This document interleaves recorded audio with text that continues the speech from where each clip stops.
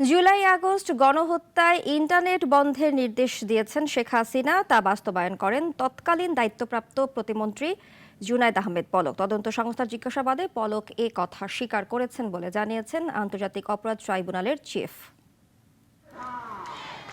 জুলাই আগস্টের আন্দোলনের সময় হঠাৎ করে বন্ধ হয়ে যায় ইন্টারনেট সংযোগ।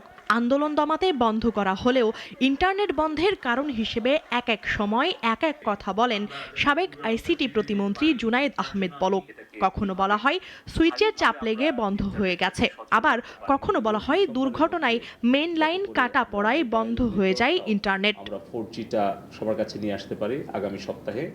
জুলাই আগস্টের মামলায় জিজ্ঞাসাবাদে ইন্টারনেট বন্ধের বিষয়ে সব গোমর ফাঁস করলেন পলক।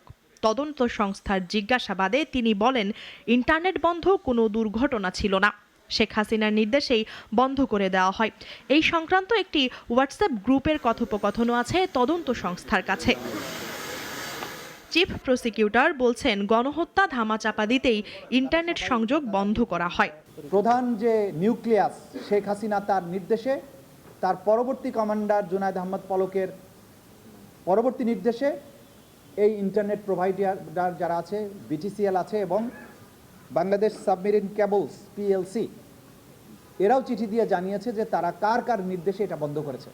এদিন বিচার শুরুর 3 মাসের মধ্যেই ট্রাইব্যুনালের বৈধতা চ্যালেঞ্জ করে আবেদন করেছেন সাবেক সেনা কর্মকর্তা জিয়াউল আহসান। তার বিরুদ্ধে শুধু জুলাই আগস্টে নয়, আওয়ামী লীগের 15 বছরের গুম খুন অপহরণের অসংখ্য অভিযোগ রয়েছে। বিচারকে দেশে বিদেশে বিতর্ক তৈরি করতেই জিয়াউলের এই তৎপরতা মনে করছেন প্রসিকিউশন। আবেদন করে বসে আছে জিয়াউল হাসান, যার বিরুদ্ধে অজস্র গুম খুনের অভিযোগ আছে এবং তাকে আমি বাংলাদেশের কসাই হিসাবে চিহ্নিত করেছি আমরা প্রাপ্ত তথ্যের ভিত্তিতে, যে এককভাবে তিনি যখন র্যাবে ছিলেন তার নিষ্ঠুরতা এটা কিংবদন্তি তুল্য।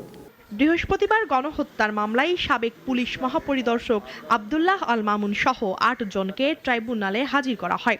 এর মধ্যে আশুলিয়ায় লাশ পোড়ানোর ঘটনায় শহীদুল সাভারে 6 জনকে হত্যার ঘটনায় কাফি এবং পুলিশ মহাপরিদর্শককে 1 দিনের জিজ্ঞাসাবাদের অনুমতি দেয় বিশেষ ট্রাইব্যুনাল। মুনিয়া চৌধুরী, নাগরিক, ঢাকা।